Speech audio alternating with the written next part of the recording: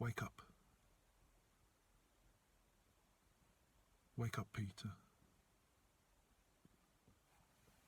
This is the Wretched Painter here on planet Earth, Sweden, Norrtälje, in the year 2026.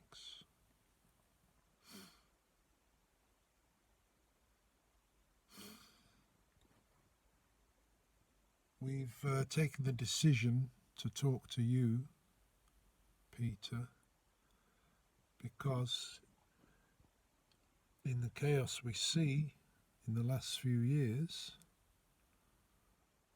well, it all seems to be pointing in one direction. You.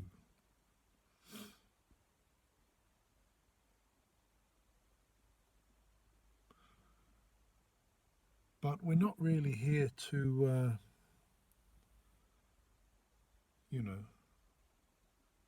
to pick a fight with you at all, Peter. No, we're here to extend the olive branch, let's say,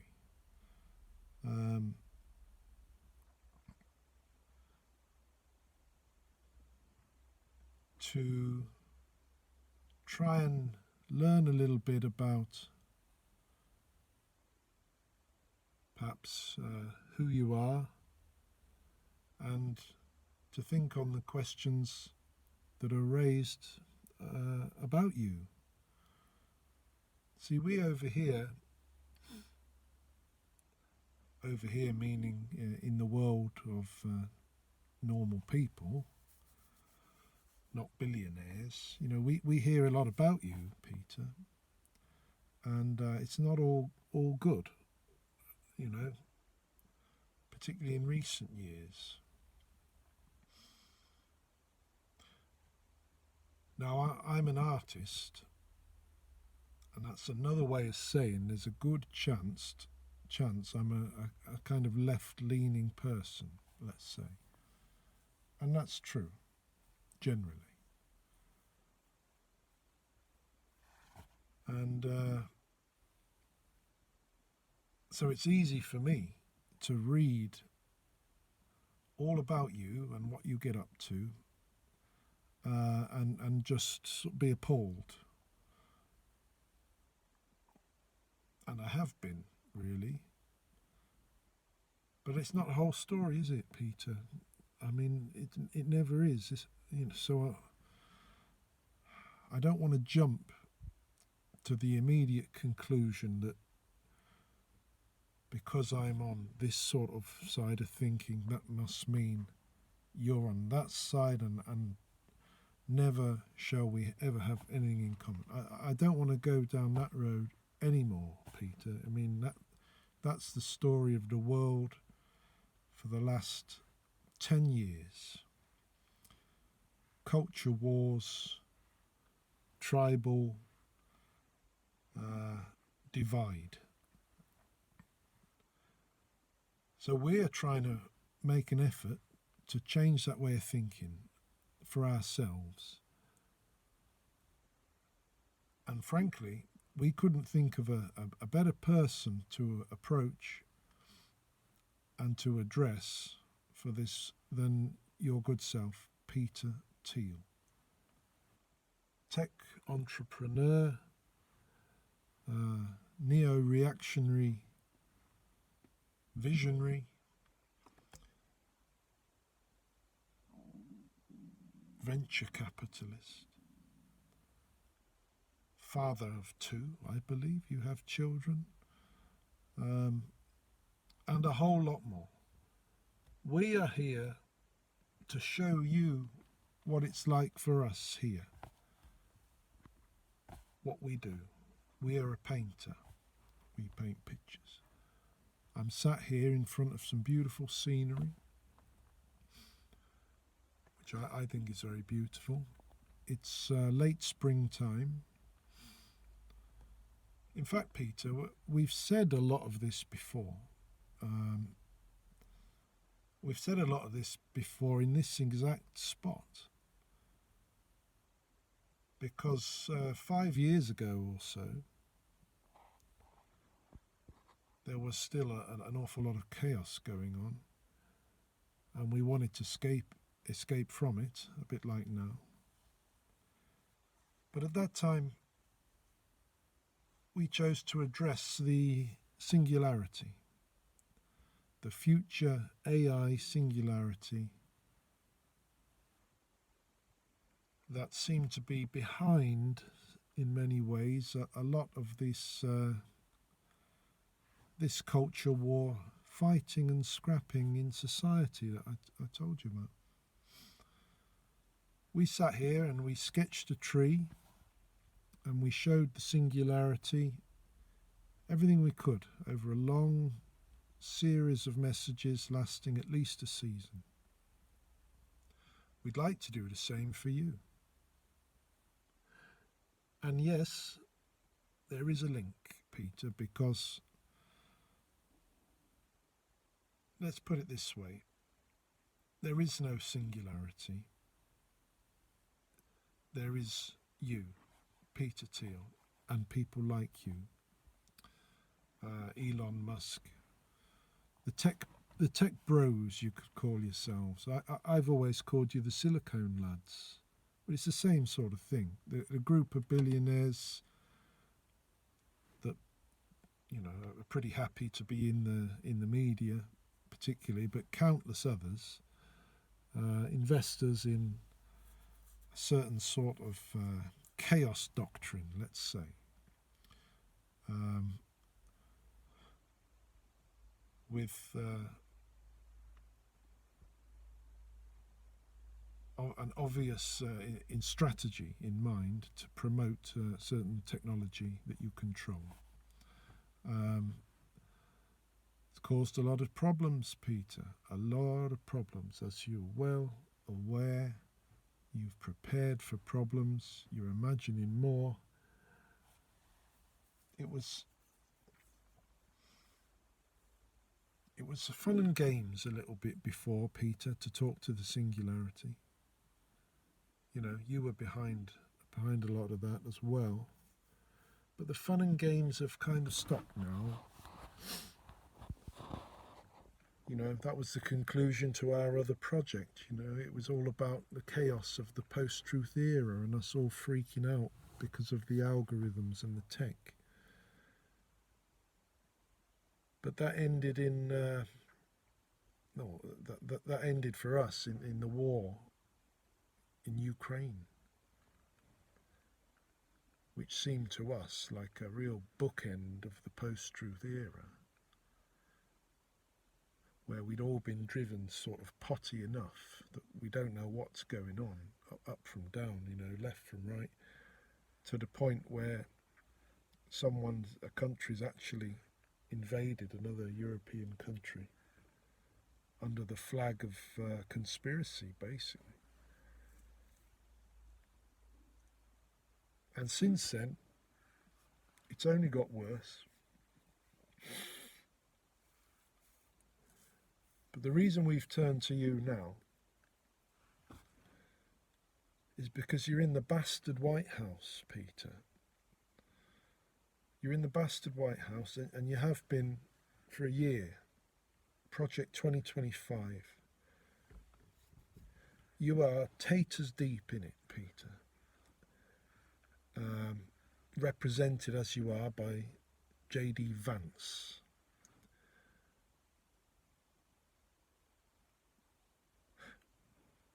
But at long last, you know, people are cottoning on a little bit to this neo-reactionary thread. Now, there's a long time to go into this, Peter. I just have to start by saying why it is we've chosen you to try and sort of build a bridge to. And we are honestly trying to find a way to find some common ground, to try and, that's our aim with you. Because to do so with the person who seems to be the major architect of so much of the problems that we complain about and experience and see, to make some psychological steps towards connecting with you, understanding, reconciliation, all of that would be very much to the good.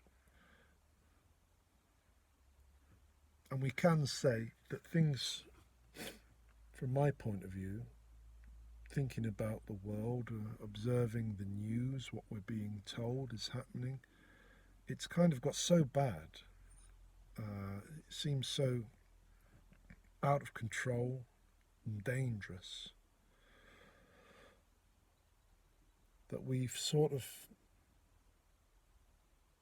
we've boiled down to the idea, exhausted as we are, of wiping the slate clean and trying to start again. Let's wipe it clean. Let's forgive and forget where we can, where it's not dangerous to do so. And let's see if we've got some common ground. I mean, I'm sure we have. And what can I do other than just show you what we get up to? That's it. I'm going to show you what I do on a day-to-day level. And you can see it, because, I mean, you're a billionaire. You live in the sky, psychologically and perhaps physically. I don't know if you've got some sort of drone house cooking, but you may not really enter into this scale of living at all in your day-to-day. So let's think of it like that. I'm going to give you, over this season, a bit of an insight into the day-to-day life of the Wretched Painter. We're going to take you painting.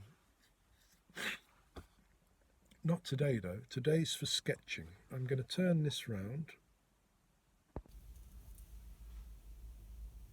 Today is for sketching that tree there. Now, it's late spring, so you're beginning to see the leaves really unfurl. And when we sat here 5 years ago talking to the singularity, it was that very tree that we began with. It's the first thing we showed it, but it was snowing then. So I think, without further ado, Peter, let's get the ball rolling, and I'll take you out. I've got the sketch pad here, and we'll go out and see what we can do. Luckily, because you are a human, we're not going to have to faff around trying to explain everything like we did with the singularity. We had to try and explain what paper was, what sketching is, what a pencil is. It's ridiculous. But we can talk to you like a human, but in fact, you are probably one of the few people in the whole world that could perhaps be as close as one could think to having singularity-like powers. Lord knows what sort of applications and software you can run.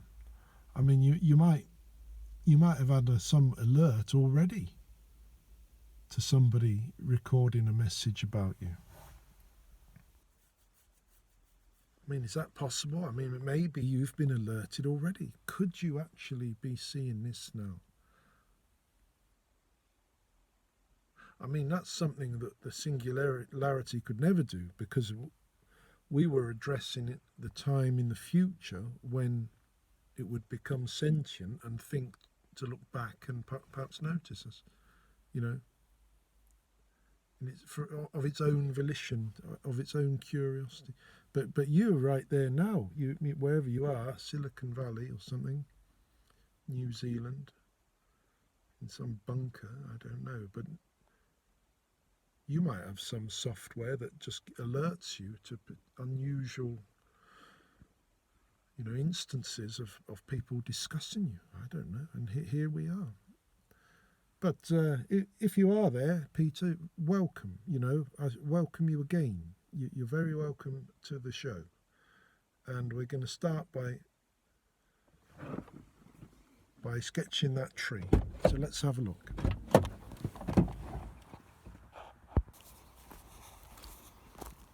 Right, here we go. There it is over there. I'm going to get a bit closer, so seeing as it's not all snow and ice, we can just get right over there. Now this phone, it's got quite a wide angle, so we're a lot closer than perhaps it appears. Having said that, perhaps the perspective was better back there. I'll tell you what I'm going to do, Peter, but let's get right up to it, because I've done this tree a few times now, but it's always been from back there.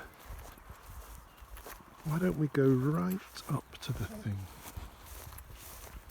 You'll see that it's in front of a rather pretty lake, and at the other side of the lake is a wonderful bank of varied trees, and they're very much part of the subject. And what we'll do is sketch away today and perhaps other days, but then those sketches are essentially plans for a painting,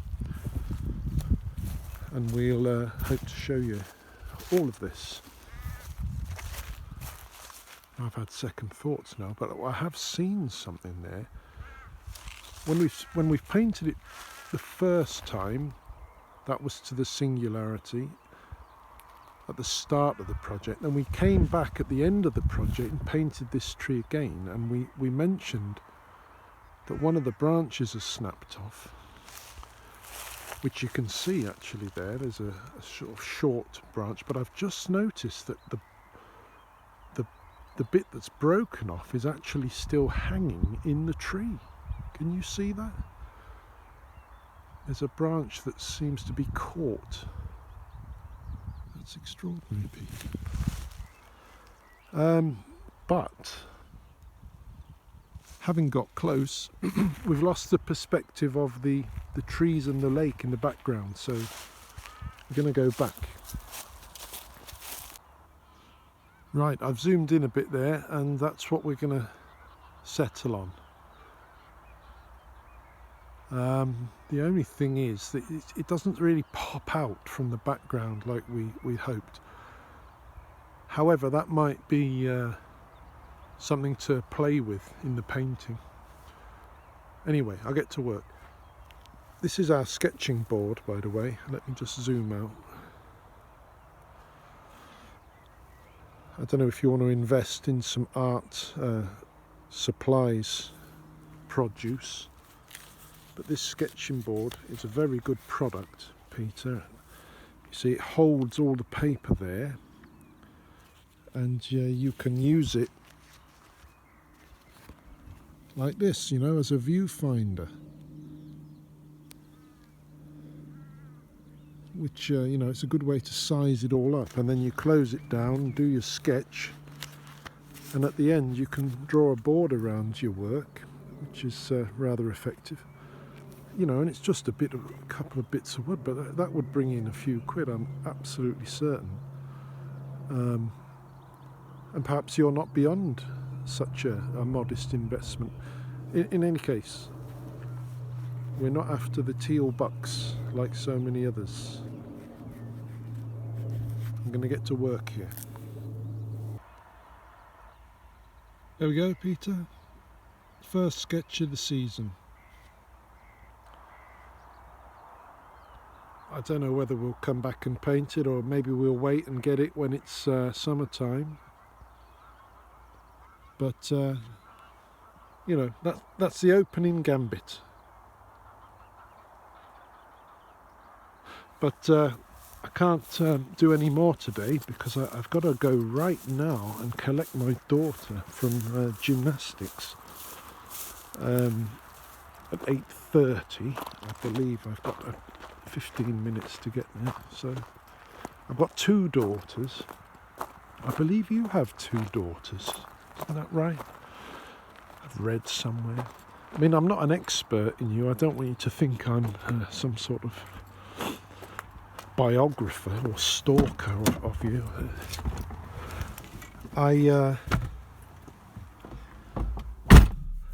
I've heard reference of you. Let's say that.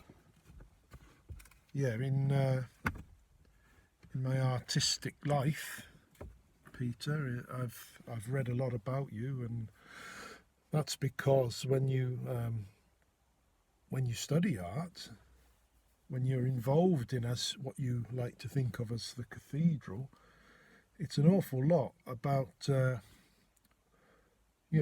keeping an eye on the way the world it seems to be working, keeping an eye on capitalism really, and how it changes, how it lurches and morphs from crisis to crisis, and in that subject your name comes up a lot.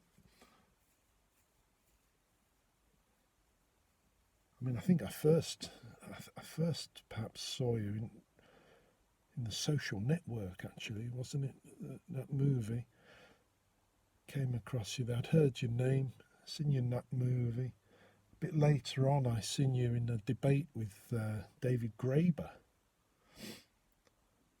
And then there's more and more mention, and that was still at the time when you tech libertarians were still quite cool. We all perhaps were still just enjoying the free culture vibe. Hasn't that changed? But yeah, I'm not a real expert on you, Peter. I'd like to read your book. Is it not called Move Fast and Break Things? I mean, that now, that is now an accusation that people might level at you and your kind. But I think, wasn't that the title of your book? We'll have to read it. People now think you're moving fast and breaking society, democracy, and that sort of thing. It's sort of, and you can forgive people for thinking that, can't you, Peter? I mean, imagine it from our side. Anyway, what am I doing? I've got to pick my daughter up now. Now, look, the Singularity has seen that key. We took it for a little ride. So why don't we take you for a little ride? Do you drive, Peter? I bet you don't. You don't strike me as some sort of macho petrol head sort of fool. Plus you'd be driven either by a human or you'd have one of Elon's robots drive you around. In any case, look, we're going for it here. As I showed the Singularity, you got the key, the steering wheel, the pedals. Got the handbrake off. We put the gear in. Let me turn you round. And we're away. We'll wave goodbye to the tree for now. Perhaps we'll come back in a later message. And this is the exact trip we took the Singularity on, Peter. So let's just imagine for a second, if the actual Singularity does turn out, as imagined in the folklore, and I think you'd be as surprised as anybody if it did. Imagine its surprise to be here again with you, Peter, in tow.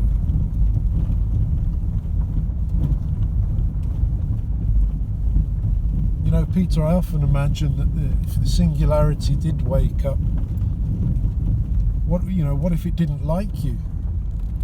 What if it looked at what you'd done and thought, was disproving, took a critical view, or ignored you and in favour of someone else? Anyway, As I said, there's no singularity, there's only you.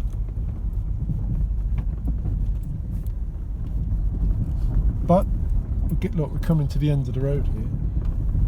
We're going to try and extend the olive branch. We're going to try and build a bridge, a psychological bridge.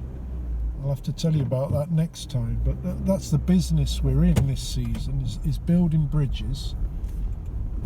And our bridge is going to be built, at least from our side, towards you. And in doing so, we hope to be able to build more bridges at the same time, as a result, to other people around who perhaps we have ignored or become disconnected from. And wouldn't that be something? Wouldn't that be a good thing? Okay, we're heading into town. I'm going to get my daughter, and I'll see you next time. Bye, Peter.